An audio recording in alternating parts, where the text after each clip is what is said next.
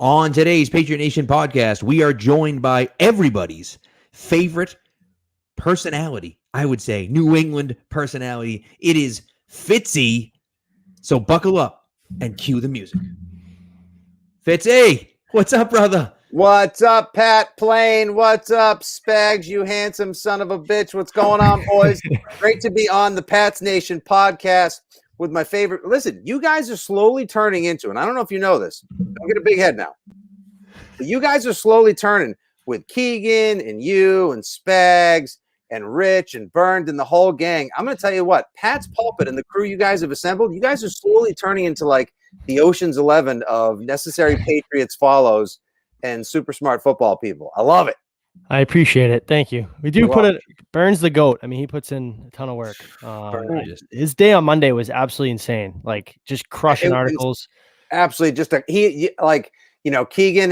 is like yourself, your draft guide, which you guys have put together. I used several times on the WEEI Armchair General Manager series. Like you guys are like a discount, unheralded, but very worthy version of Kuiper and McShay, and more people need to know that. And Burned, by the way, I had the pleasure of running into him in Atlanta at the aquarium for Super Bowl 53 on media night. I know you're probably thinking like, oh, the frig, let's Fitzy and Burned from Pat's Pulpit into the Atlanta aquarium for free beers. We got Hammerstein Ballroom outside of like a shark exhibit or something, because when the beers and the chicken wings and the little lollipop lamb chops are coming fast and furious, who says no? Kind of like paying twice as much for Nelson Aguilar as anyone else would have offered, right? Oh, don't be careful with that one. Let's get into that too. I mean, it's been an interesting last few days. Obviously, I don't think anybody kind of saw this coming. Traditionally weren't big day one spenders, and obviously today is the start of the new year. But you see the deals. Schefter's draft were filled probably weeks ago and just itching to get those out on Monday. And they kind of take an uncharacteristic approach to it, where they had so many holes in the roster. Many people maybe felt that they'd go through the draft and get youth and slowly rebuild, but they went right after it and spent big money at some big spots, obviously starting with tight end. Yeah, listen, here's the thing. Bill Belichick, I like to call him the Zag master. Belichick, he is the master of the zag, because whenever everyone expects him to zig, a couple of years ago, he needs tight ends. What does he do? He goes and overdrafts a wide receiver out of Arizona State no one's heard of, and even his own coach at the time didn't think was that special. Last year, obviously, we need wide receiver help. What does he do? Takes two tight ends who may not even make the team this year. Now we need a quarterback, which is exactly why he's probably going to draft an offensive lineman and a cornerback first in the draft. That's what Belichick does. What do we know about this guy? Bill Belichick. He's a football genius. He hates the media. He loves giving jobs to his kids. And whenever you expect him to do one thing, he's going to do something else, and he's going to do it with a surly, miserable face. And if he's not going to put his own face to it, he's going to let the dog do it, because the dog is 10 times cuter. I'm not surprised in any way, shape, or form, because Belichick, like the hacky joke that I'm so glad all of us have spared from making, but I won't spare us from now, is like, how can Belichick have something up his sleeve when he's usually on the sidelines without one, guys? Am I right? Come on, give it up. He's known he's going to do this for so long. 2020 was the wash and reset post-Brady year. Figured he'd take a flyer, like, let's see what this former MVP has still left in the tank. I'm going to reset the books. We'll see what happens. Obviously, I don't think he expected Brady to win the Super Bowl, and I don't think spite, which he is full of, that's what makes him an honorary New Englander. I don't think that's exactly why he's done all this, but he has owned up to all of his draft mistakes. He has built almost a brand new team, set them up for the next couple of years, and addressed all of the unevenness throughout the roster that I think we all saw. He paid a premium price, and I, for one, am so glad not to see him do Trader Joe's, Filene's Basement shopping for a change, to just walk up like someone on The Sopranos with a bankroll to the front of the Mercedes lot and just start knocking off hundos and just saying, like, all of them, give me all of them. This is what I want. This is what I want. Now you're all in trouble. The only thing that pisses me, and the Aguilar contract, and listen, Matthew Judon, love it. Love it. Not only do I love it, but we talked about it on Monday, but you say, okay, great. Not only are you paying him, you're actually paying him less than some of those edge guys got. So that's a great deal. He got $4 million a year less than Shaq Barrett got, and Shaq Barrett's playing football in an income tax-free state, no less. So that $18 million is like $20 million. Now, Ngakoue only got $13 million a year, but that's kind of like roughly about the same. And all these I think deals, Lawson got more. I think Lawson got like 16 or 17 too. So Carl Lawson to go play in the Sarlacc pit down in New Jersey. Awesome. Have fun with that. So I love that one. Love the 2 tight ends. Love it. The wide receivers, I'm like, what do we do? Nelson Aguilar, listen, people could talk about how much they like Nelson Aguilar, blah, blah, blah, but Curtis Samuel just signed a 3-year, $34 million deal. 3 years, $34 million. He's getting paid less or about the same amount of money per year that Nelson Aguilar is getting. What are we doing? Like, what? See, this is what makes us the best. This is like, I have a feeling, Spags, by the way, Spags, I have a feeling you're an Aguilar guy. Tell me. I am. I liked the signing at the time. Obviously, the money, and I don't know the details about a lot of it came out today. I like the fit, and you see what they did on day one. They went crazy. Like they clearly had a plan. Like, these are our guys. We're going to attack them. Let's go get them today, no matter what the cost is. We're just going to bring them home. Like that seems to me the idea they went into free agency with. But I mean, maybe they jumped a little bit too early at the wide receiver spot, considering how dry the position was. I mean, these guys usually, we'd expect Samuel, Galladay, Juju still hasn't signed. We expected them to go within the first hour at 12 o'clock Monday, and they just got signed. Totally. And you know what? Actually, the funny thing is those guys over at Spotrac do a great job, because the average annual value they had put on Curtis Samuel, and I have a hard time trusting anyone catching passes when they have 2 first names. But Curtis Samuel, they put him at around 11 million. So now he goes 3 for 34.5. So that's 11.5 to Wift. Obviously, in the end, the chance to reunite with his college roommate, Terry McLaurin, and his former coach in Riverboat Ron wins out over playing for Hoodie B and his former quarterback, Cam Newton. Right. I'm not sure what the Patriots offered. We heard a million different times the Pats were going to get in on it. It was crazy to see the Patriots do 2 things Monday as well. Just literally sign everybody. Just sign them all. Just like the Bill Belichick Monday was like Kylo Ren when he was in the AT-AT at the end of The Last Jedi trying to destroy Luke Skywalker, like more. It was insane, but we were all here for it, and it was my most enjoyable non-post Super Bowl Monday in recent memory, and it helped also like put a nice salve, a nice balm on that open wound that is the 1-year anniversary of Brady uncoupling from the Patriots, which is today. Screw you forever, St. Patrick's Day. Yep. And now the day David Andrews probably left too, which is not officially. Not officially. I know. And here we are. This is what we're going to do. Day one, we're going to talk ourselves into Kendrick Bourne. Like, yeah, we got Jacoby Myers +1. Wait, we already have Jacoby Myers. Whatever. Belichick's genius. And then it's like we get Nelson Aguilar. Like, I used to love making Aguilar drop jokes, but then he was good last year in Las Vegas. Maybe we'll get Mariota too. I love Nelson of Aguilar. This guy's going to be awesome. Then Curtis Samuel signs Wednesday night for about the same average annual value. And we're like, Corey Davis too, like similar. I don't want him. Oh my God. Corey Davis is just N'Keal Harry. I don't think he was a scheme fit here either too, but it's interesting too. But that's not my guy. Yeah. I thought Samuel was a slam dunk and he does everything. That's a Belichick guy, Spags. Yeah. But the real, like, when I got excited was like, and shocking, like me and Pat were talking about it.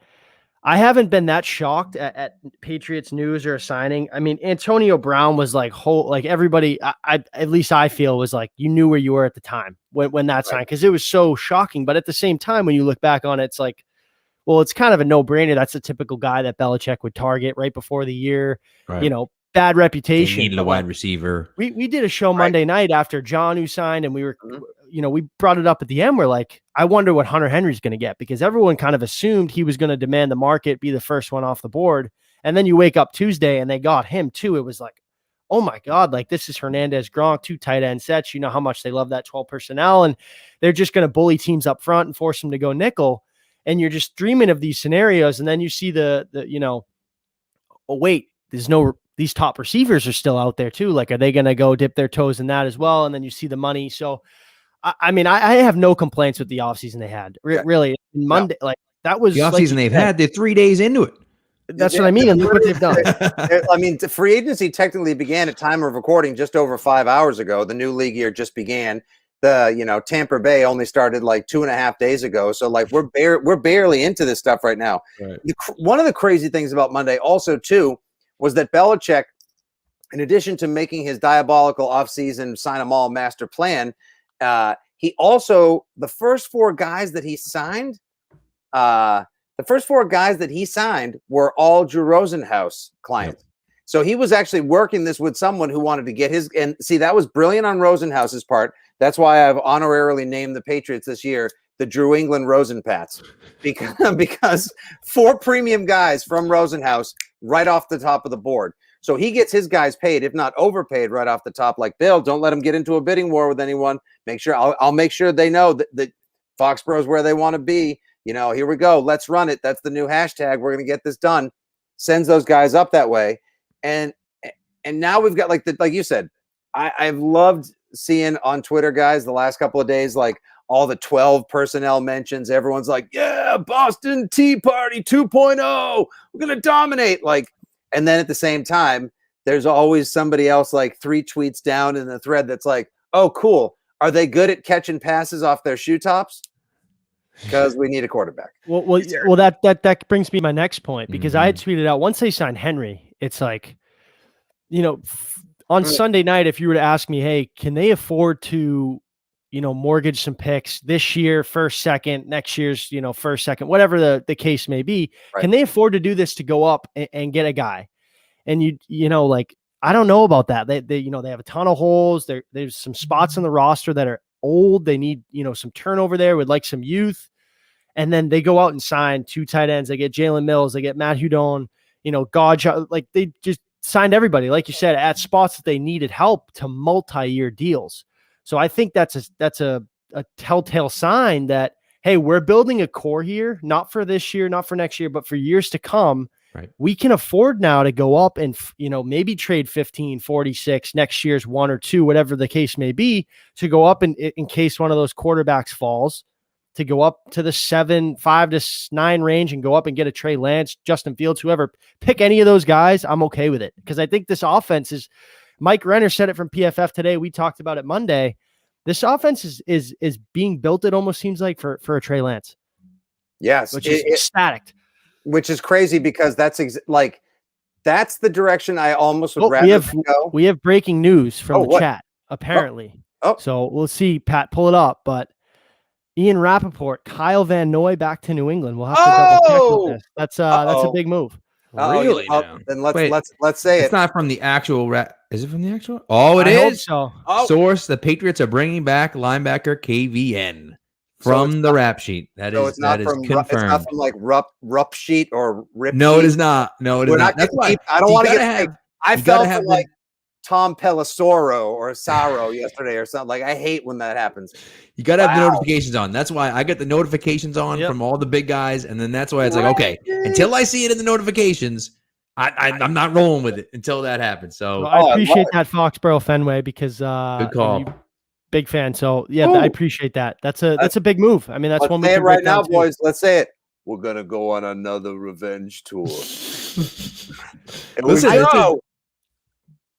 Go ahead. That's just a great fit. It's I was all for bringing him back. Good fit. Here's what's so great about all this.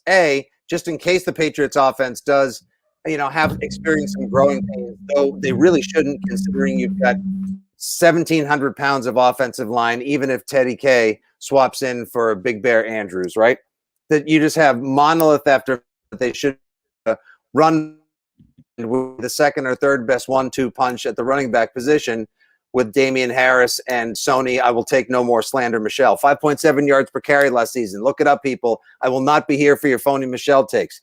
Then, on top of that, like I said, the defense now, think about how much. So Matthew Judon, returning Dante Hightower, KVN, Patrick Chung, the human missile that is Kyle Duggar, Adrian Phillips, last year's leading tackler. Think about now, and now you add Jalen Mills, 2 fresh bodies on the defensive line, a bunch of draft picks.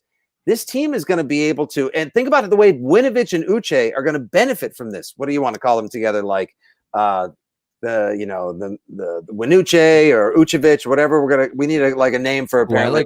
I like Winuchevich. Winuchevich. Like, these kids are going to benefit from the fact that you have to account for so many other players on the Patriots defense now. They were only 7th in points allowed last year, Spags, which is deceiving, because you could have watched a lot of games at the end of the year when Cam Akers was just running roughshod all over them, when Salman Ahmed and Malcolm Perry were just bulldozing them in the elimination game in Miami. Like now Belichick is going to have a defense that resembles the attitude, the aggression, and the intelligence that his defenses used to be built on with the Giants, with the Browns, and especially the early years of the Pats. Let's go. Well, not just that, but you got to remember they're making a change back to the 3-4 this year. I think that's pretty clear. They let Adam Butler walk for very similar money than they gave to Henry Anderson. Mm-hmm. So Butler clearly wasn't part of their plan, right? He's not a nose tackle. He's not a 3-4 defensive end. He's a 3-tech, right? And he's a good 3-tech, but he doesn't fit in this scheme because they're going back to an odd front with the 3-4, I believe. And so that makes sense when you bring in a guy like Judon, when you bring Kyle Van Noy back. Like, it makes sense now. Okay, now Chase Winovich can play off the line. Uche can play off the line. They're going to have a million guys that can play all of the field. And, you know, you're going to have Winovich off ball. You're going to have all these guys. It's going to be crazy. And now all of a sudden the linebacking core goes from one of the worst in the league to, you know, maybe not one of the best in the league, but solid, right? It goes from an absolute travesty, which is what it was last year, to, you know, I think possibly, you know, a strength, I would say, of the defense. And that's important for them because they need good linebackers. What are you talking about weakness on the line? I will not sit here and hear you talk about Carl Davis that way. No, not the line. The linebacking core. Oh, no, actually, I appreciate you saying that, Pat, but they technically didn't have any linebackers last year. That's a good point. So, I mean, with no disrespect, with no intent to disrespect to Juwan Bentley, but the linebacking position was almost non-existent. Right. Like, Belichick did, like, they didn't ghost on the defense. Belichick ghosted on that. Like, you lose Kyle Van Noy, you lose Landon Roberts, Jamie Collins goes to Detroit, then Hightower offset. Like, there just wasn't one. Because, like, Uche and Winovich are like, they're more in line with the way I feel like once you get off the defensive line now, unless you play cornerback, everything else is very malleable now. Everything else, there's this hybridization of the linebacking position and the safety position where, like, you know, Duggar is like Kyle Duggar weighs more than a lot of the linebackers that are going to go in the first round of this year's draft. Like Micah Parsons, for example, he weighs like 215 pounds. Kyle Duggar is about almost 230. And he's a safety. So like that safety linebacker say like Jalen Mills, he plays every position. No wonder why he was Belichick's wet dream, signing him at a bargain value from Philadelphia. And I heard, by the way, that guy's a baller, and he may be the steal of the first wave of free agency. Yeah, I mean, it's they love going after those Philly guys that just got torn apart there, right? Aguilar, tough place to have the yips and the drops. That's probably one place you don't want to do it. If you talk to any Philly fan, like I think they were projecting him to play for the veterans minimum. He goes out, gets a nice payday. That clip, that's one of the best clips of all time. Time, when the guy catches the baby and then he grabs all my man out there throwing him out the window, and we was making catches, you know, unlike Aguilar. That's going to dog him all year. And now, Pat, like we were talking about before, Curtis Samuel gets that 3-year, $34.5 million deal from Lyft.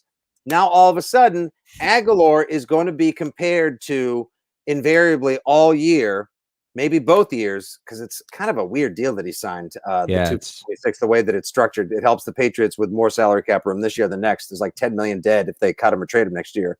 But like he's always going to get compared to Curtis Samuel now, because if he doesn't have a good game, or if he doesn't stretch the field and validate that the investment, it's going to be like, well, could have had Curtis Samuel, Belichick. You can't pick. He has no idea what he's doing with receivers. Come on.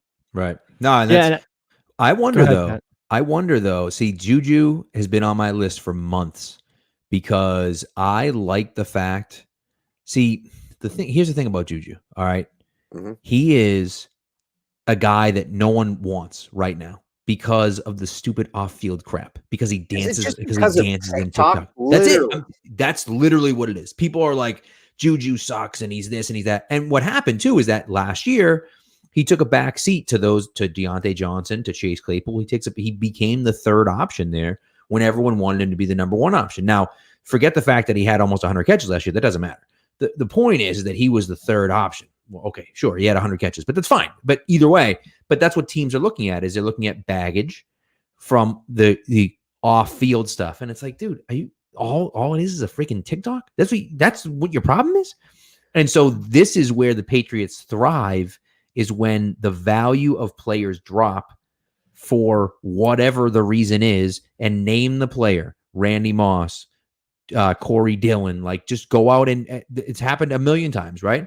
So his value drops because of whatever, and then they swoop in and pay a lot less than they probably would be paying for him. And I think Juju makes a lot of sense here, and especially the way this roster is built now, I would love him on this team, and we'll see what he gets, but yeah, we'll see. You saw today too. They were in on AJ Green. Yeah, yeah. That would. I think Brian had said you don't know the timing, but I mean, all the reports the last 24 hours were that they were still, kind of scouring the market for another wide receiver. Interesting fit there. I mean, that's a guy that has been rumored here along with Larry Fitzgerald for years. Right. But I think they're set. I think that at least offensively, maybe they've been looking at $30 million in cap space. I'm saying from an offensive standpoint. I mean, you obviously have to save some to sign your rookie draft class. Right. And you need a James White replacement because because Rex Burkhead's not going to be ready in time, no matter how good he looks, toe tapping his way through his IG. And Sweet Feet's probably going to either go to Tampa or Miami, be closer to his family after the tragedy of last September. And I wouldn't blame him. And he's got nothing left to prove here. And it would make all the sense in the world. The draft, luckily though, before I get back to my other Juju point, is that the draft is like, and this, Spags, because you've been studying up on all this stuff. Like Pat, it is loaded with guys that can be James White replacements. My crush is Demetric Felton, because I think that kid. We talked about it today on that mock draft show. Like, remember the name? I mean, he plays receiver. He's Curtis Samuel without the $34.5 million price tag, dude. And the other thing too is the linebacker class is so deep, especially on day two.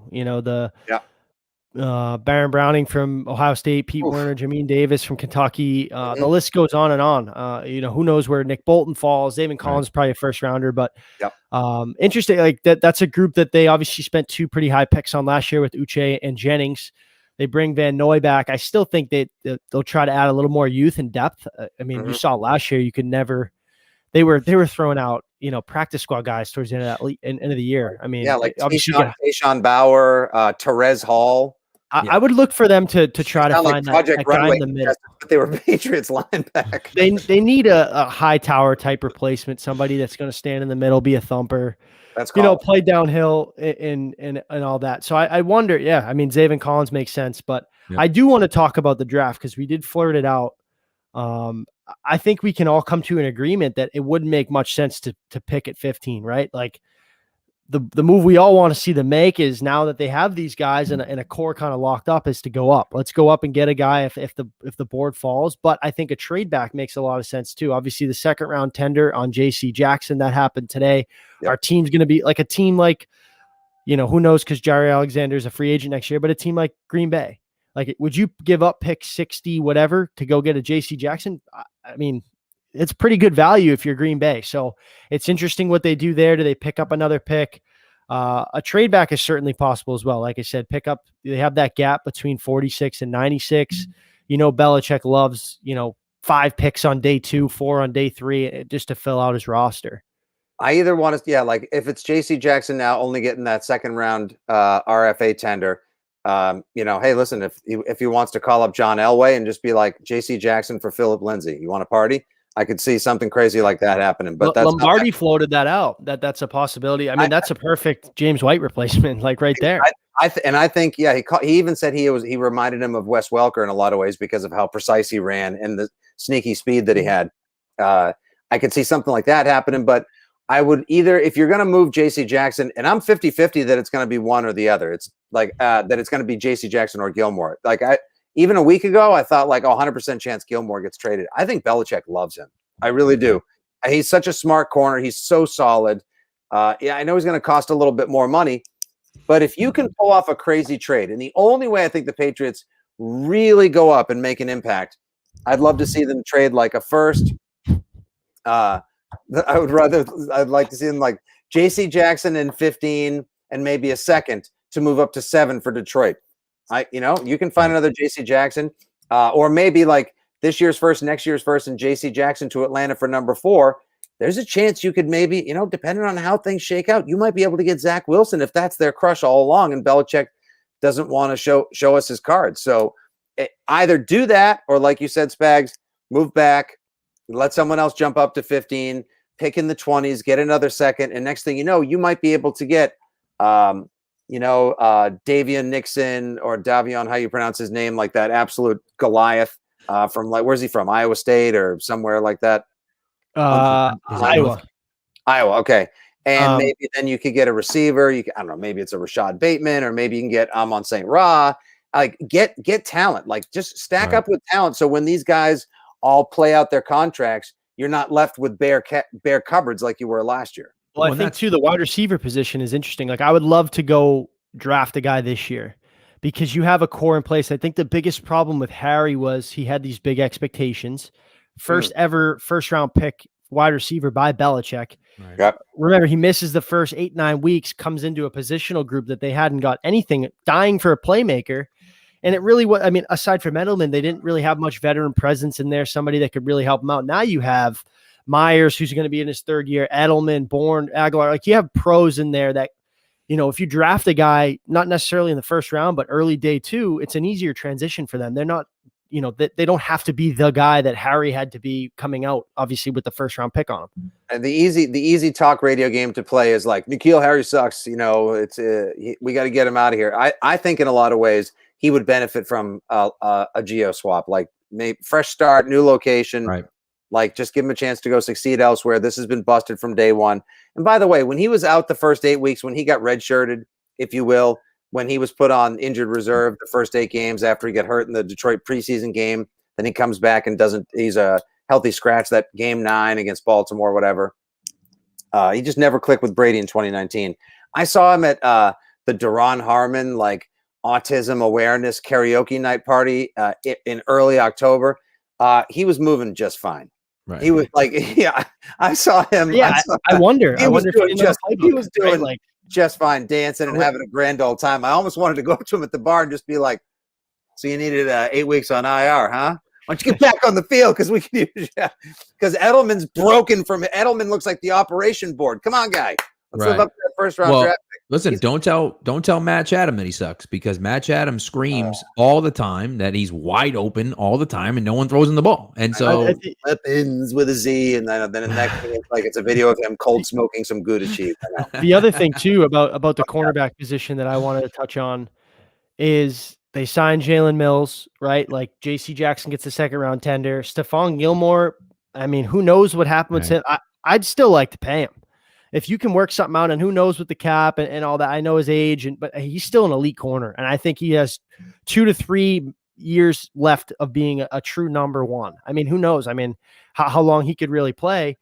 And then people forget they spent a second round pick with Jawan Williams. And I forget, it might've been Lombardi, and I don't want to put a quote on him, but someone had said if N'Keal Harry wasn't there at 32, the pick was going to be Jawan Williams. So they obviously felt pretty highly of him. And I think that's a guy too that maybe they see a future with him. He really hasn't gotten the opportunity because of how crowded that cornerback room has been. I mean, you had Gilmore, McCourty, John Jones, who's one of the best slot corners in the league, and then J.C. Jackson. Like, how's he going to find time on the field? And then we thought maybe he'd be a hybrid safety and kind of take that McCourty approach. And then hello, Kyle Duggar. So huge.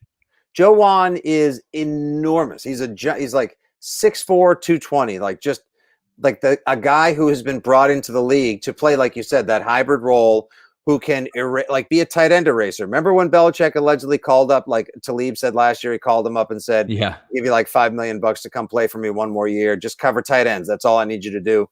And Belichick Talib looked at the schedule and was like, "Kelsey, Kittle, man, fudge, no, hell no." God, Talib, God, he's got so much personality. But Jawan Williams, he can't crack this rotation, but they need to get something out of it because he's entering his third year. He's part of this weird group on the Patriots right now who I think can actually benefit immensely from all the signings, this flurry of signing, this anti-Patriot way, even though it's not, because Belichick always does what's in the best interest of the football team. What's in the best interest of the football team right now, boys? Spending more money than it costs to produce 2 Transformers movies to bring in a bunch of awesome new players and start kicking ass again. Jawan Williams, Chase Winovich, Isaiah Wynn, who's only played 18 out of 48 games his first 3 years. All these guys, have had, like, even Asiasi coming in last year and only making 2 catches, and it was in the final game against the Jets. All these guys have had crazy pressure put on them too quickly. This is the perfect year now with these veterans and the studs that Belichick has signed the first couple days for these guys to ease their way into the system and then flourish when the time is right.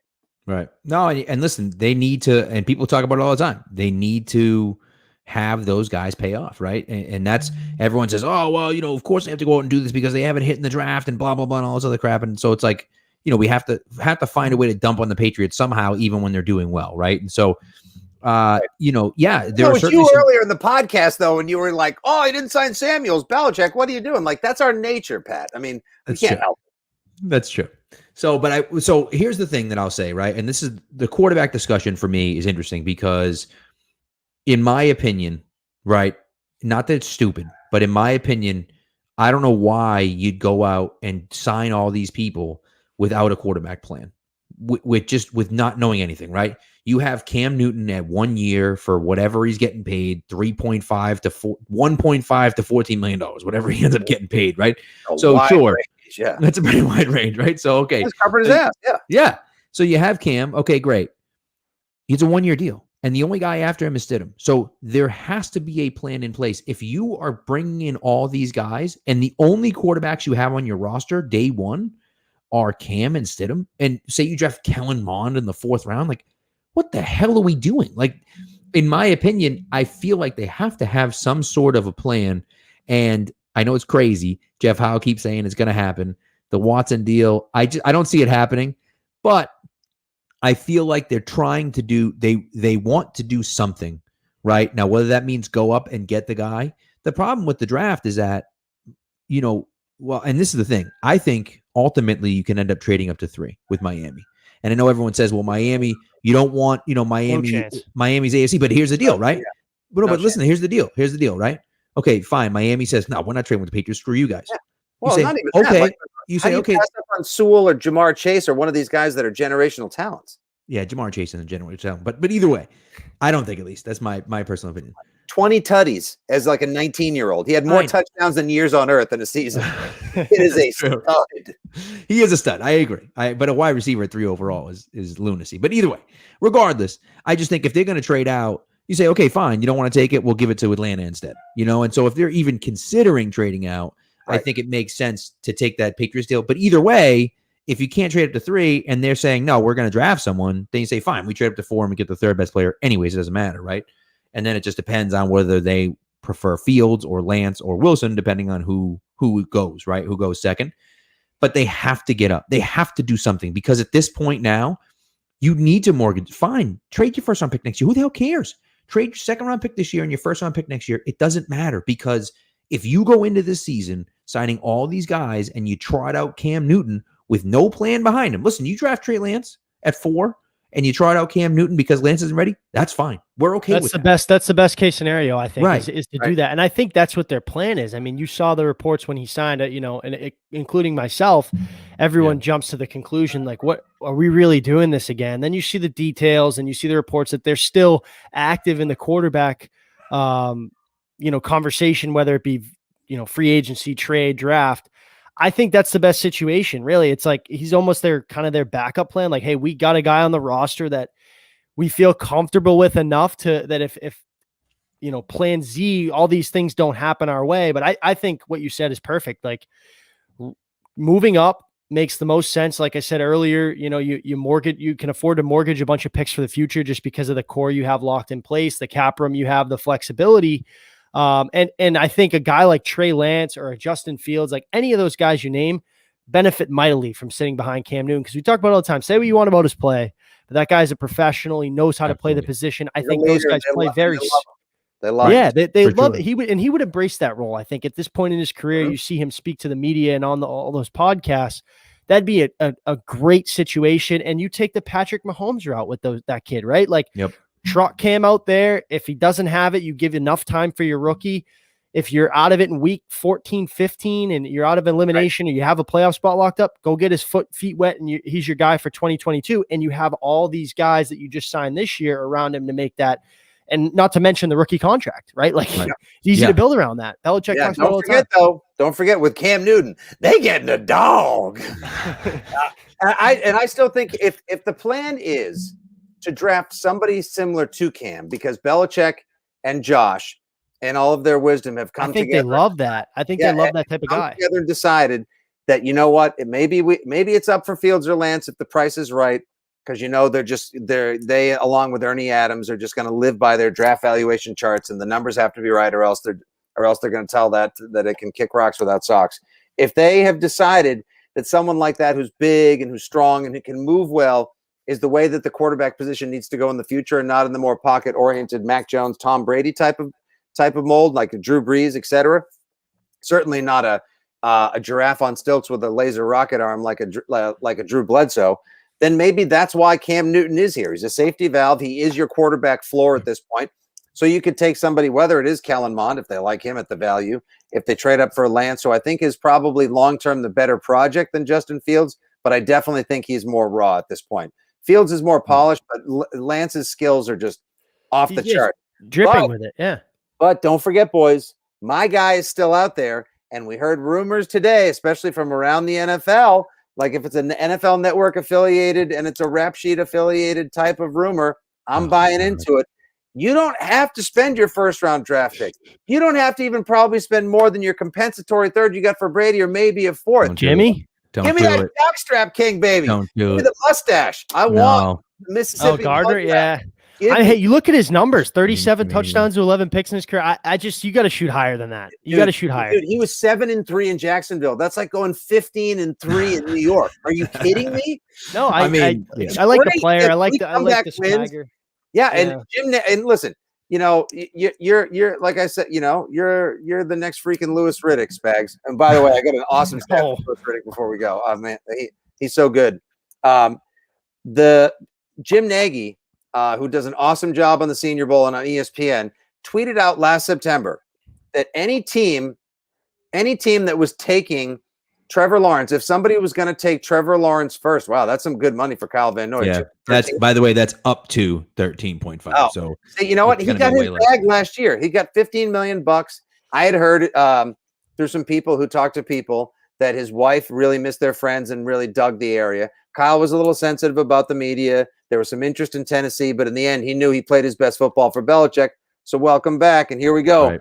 Get everybody go to the backyard and dig up your boogeyman shirt because they're back, baby. They are. It's just another example too, right? Like great. These guys go. They have a foot out the league, and not necessarily Van Noy, because I think he played pretty good football for Miami. But Collins, he did last year, the same year that he did the previous year. But the one last thing I wanted to say about Minshew Mania, Jim Nagy said if they take Trevor Lawrence, first of all, if it's Jacksonville, then they're taking him not out of need, because they're taking him because of value. And they should surround Gardner Minshew with enough talent. He should be a starter in this league. I asked him the same thing on the radio. He backed it up. He said he's not going to get you in trouble. He's smart enough. He moves well. He doesn't have the strongest arm in the league, but he's a gamer, and he's way smarter than everyone gives him credit for. Just because he's got the persona, lives that Uncle Rico, eastbound and down kind of lifestyle. Like, we're missing some of that swag. I want personality. I want swag. It's not just because I want to make and sell a bunch of T-shirts on the blog, although that wouldn't hurt. I just want, he's like a viable, like, you tell me, it's like, okay, Stidham, you know, shit or get off the pot. Cam, are you the starter or are you not? And you guys are both going to have to contend with Minshew Mania, who has no place in Jacksonville now. They get Luton. They'll probably sign Alex Smith, who's Urban Meyer's guy. And you're going to get Sunshine Lawrence. I'll take him. Why not? Well, that's the thing. I mean, they're going to get rid of him. There's no reason to have him on the roster, especially if we can get something, even if it's only a 4th or 5th round pick. So what? You know, I mean, you might as well move him. So otherwise, you're going to cut him. So what the hell difference does it make, right? So listen, there's bench value. That's it. I'm okay with it. I'd prefer Minshew over Jimmy G. I can tell you that much. I mean, it just, you know, it's one of those things where, like, you know, I'm okay with it. I don't disagree with you at all. And not only that, but especially because, you know, Jimmy G, you're going to have to trade real assets for. You're going to have to pay him real money. It's like, that's stupid. You know, you might as well bring in a guy like Minshew, who's still young, who's still on his rookie deal, who you're going to have to give a 5th round draft pick for, like, whatever. Yeah. There you go. Sure. And so I don't mind that. I like that better than Cam starting. And I certainly like that better, like I said, than Jimmy G. So I think out of the options, if you're going to tell me they're not trading up in the draft and they're not trading for Wilson or Watson, might be the best option, honestly. And I'd be okay with it. I really would be okay with it. Ed, who's your favorite in the draft? Who's your favorite quarterback? You know what? I just love Trey Lance's, like it's a tools league, right? It's a tools position right now. So you look at who has the tools. Nobody has better tools than he does, right? Trevor Lawrence does because he's Trevor Lawrence, right? But like outside of Lawrence, nobody has that. And that sound, I don't know, it sounds dirty. I don't know, Spags, you got this smirk on your face. I don't know, it sounds weird, but I'm laughing at the comments over here. But no one's got the tools that Lance has, right? And so I look at it and I'm like, that this is my guy right here, Zach Wilson. Thank you, Rusty Yusty. Yes, I watch a lot of. That's great. A, for your beautiful handling, and B, for Zach Wilson. Like I've just had to emotionally divest myself of him because I don't think. I know it's totally Jim McMahon-esque. I love it too. Like I've emotionally divested myself of thinking there's a chance to get Zach Wilson because there's only like one possible scenario where they can get up and get him. Otherwise, I think he's the quarterback of the future for the Jets, unless Rob Saleh thinks that it's worth taking a wide receiver or maybe like that tackle, Penei Sewell or something like that at number 2, or maybe even a defender, and then you trade up and get him in the Atlanta spot. He moves so well. He throws from I know he didn't take on the greatest level of competition, but I just saw enough watching BYU was on all the time this year. He moves, he throws from every angle. He's got a strong arm and he's got the charisma. You can just sort of feel like when he's on the field, you need to watch like he's a live wire on the field. Justin Fields, talented as the day is long, but one week he craps the bed and then the next week he's throwing 65-yard dimes in the bucket to Olave against top level talent like Clemson in the college football semifinal. So I don't know which guy you're getting. That's my issue with him. Yeah, for me, and before we get this wrapped up, it's like for me, I would love Zach Wilson. I just think he brings the swagger to the position. Unbelievable thrower. The pressure, didn't face much pressure, had a really good offensive line. Scares me a little bit. The thing with me is the quarterbacks, right? Like we talk about it all the time. The 10 guys they drafted since Brady, and obviously you weren't drafting a starter, so I guess you can play devil's advocate with me there. All Power 5 guys, all multi-year starters, all seniors. So like immediately you cross Trey Lance off your board because it's, sophomore, played 16 games, played at a D1 AA. But when you look at the situation he's in, like playing behind a Cam Newton sitting, you get an athlete, guy dripping with tools, probably the number 1 lottery ticket in the draft. If he pans out, he could very well be the best quarterback to come out of this class. Really, when you look at the tools that the kid has, I think the situation for him or Justin Fields makes a ton of sense for New England. It's just a matter of, can they get up there and get him? Does the board shake out in their favor? Right. I told you at the beginning of the show, I'd take a Wilson, I'd take a Fields, I'd take a Lance, I'd take a Mac Jones, even not at 15 if they get him late. I have no problem with it, and I trust their quarterback evaluation. I think they've done a great job with that. And if they were to trade up and get a guy, you damn well better trust that they really, really invested their time in this pick and that they made the right choice. Spags, couldn't agree with you more. How could you not trust a team that drafted Danny Etling, Kevin O'Connell, and Ryan Mallett? Rohan Davey? Did we have Felder on the show today? Is that Jimmy G got paid? I'm just begging them to pick a quarterback in the second round so I don't have to add him to the Terrence Wheatley, Razai Dowling, Duke Boston, freaking Jordan Richards Memorial Wall of Sadness that has like a reflecting pool and an eternal flame over here downstairs in my fan cave. Let me give you this guy's stat before we wrap up. Here's your old pal Fitzy's statistical. That's right. It's a stat with balls that I'll bring to the end of the Pats Nation podcast here with my pals. Here we go. Louis Riddick said on Twitter today, "It's early yet, but the Patriots are obviously the clubhouse leader in terms of signing the most and spending the most money in free agency. The last 5 years, or like the last 5 or 6 years, the team that spent the most and signed the most players averaged winning 5 more games the next season." Yeah, but Jacksonville was one of them before they made the AFC title game. That was balls for you, Pat, huh? Love it. Better than the. I give you a little football 6 to midnight there, buddy. I mean, for you tonight. Let's just say it's a good thing I'm sitting down, okay? So, but no, but you know what? I love it. And people are like, oh, if you win the offseason, you usually lose the regular season. And I'm like, well, yeah, except like I don't know, last year, right? Tampa Bay won the offseason last year. This isn't what we spent all these years laughing at all these people. Now Belichick acting like everyone else, and I'm supposed to support it. Yeah, because he never had that kind of money, and he's doing what he needs to do. That's what Bill Belichick does. I mean, come on. That's like such obsolete thinking. Yeah. It's like Jerry Thornton tweeted yesterday. He's like, if you're one of those people after they signed Hunter Henry, if you're one of those people that's not going to be happy with all the quality players Bill Belichick has signed, and you need to tweet about it, take your phone, put it in your pocket, take yourself and throw yourself into a frozen pond because nobody needs to hear from you. I mean, he's not wrong. The one thing I want to, before I let you go, the one thing I want to ask you about is the offensive line, because it hurts seeing Thuney, and looks like probably Dave Andrews walk away. And, Andrews is a guy that, look, PFF wise, you can debate on, how good he was last year, whatever. But, as far as quarterback of the offensive line, just a guy that was a leader in the locker room, was a captain of the team when he was on IR for the year. He wasn't even playing, and he was a captain of the team. And so, a guy that was obviously extremely important. And listen, they've done it before. You can replace the position. They started with Stork from, 4th round pick, and he turned out to be terrible. Then David Andrews undrafted, and he starts. So it's like they can find a fill in the position, but like it sucks losing those two, and it kind of leaves a bad taste in your mouth. And Thuney is what are you going to do? But the Andrews one, that hurts, I love that tweet yesterday. Like one day I'm going to be old enough to tell my kids. Or like one day Joe Thuney's going to be old enough to say Keegan. That's from Keegan. Yeah. Oh, that was Keegan, man. Yeah.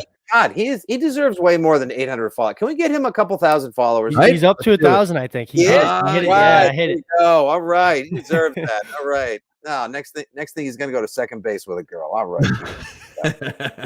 He's the best. It was a great tweet. Like being able to Thuney's going to tell his kids, like, yeah, I spent my life blocking for Tom Brady and Patrick Mahomes. Like, holy shit, what a life. Cam Newton, three MVPs. Yeah. Why you're allowed? It's like when you play 9 holes with your friends in the winter, Pat. You're allowed a mulligan every now and again. So we forget about the Cam Newton thing. But Thuney got paid $1.5 bags.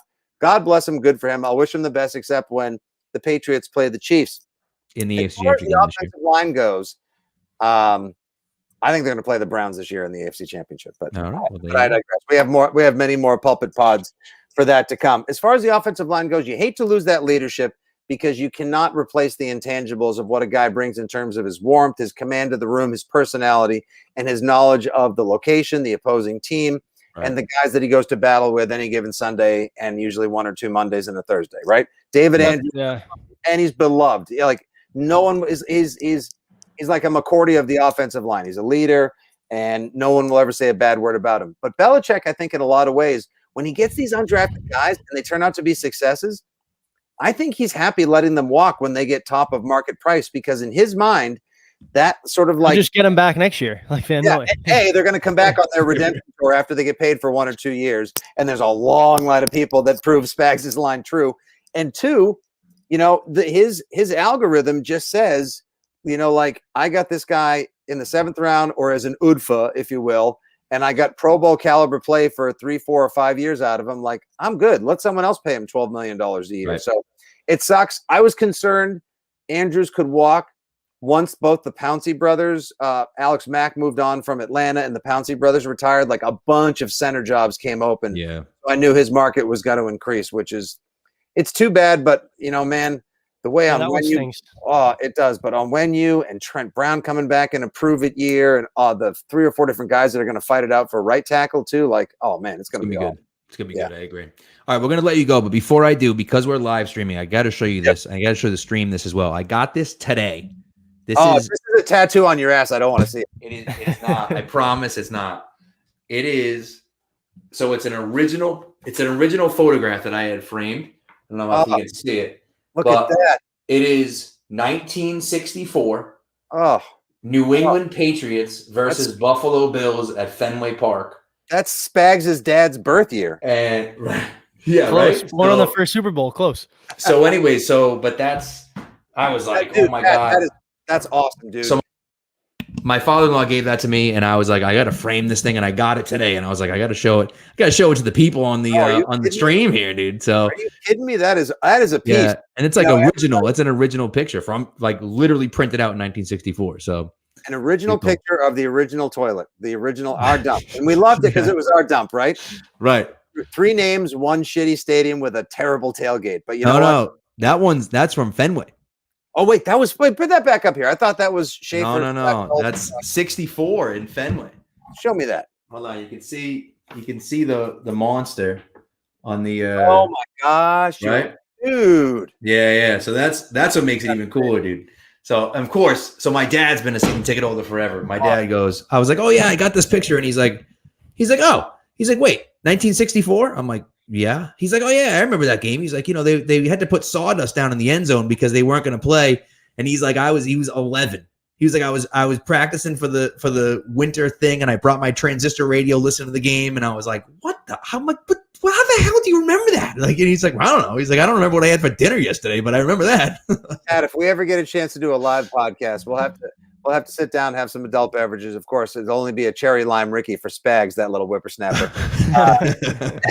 And we'll tell him about the days when you used to go to stadiums and you had to relieve yourself in a trough. Oh God, yes, yeah, no, not pleasant, not pleasant at all. being like 9, walking up to that trough was the worst part was being like a kid and you're at eye level with everyone and you're just like, oh, I don't want to see that. I don't want to see that. No, I don't want to see that either. Terrible. I'm like, Dad, do I really? He's like, just do it. Just do it. I'm like, all right, okay. Dad, I'm getting splashed on. All right, get out of here. Oh, brutal.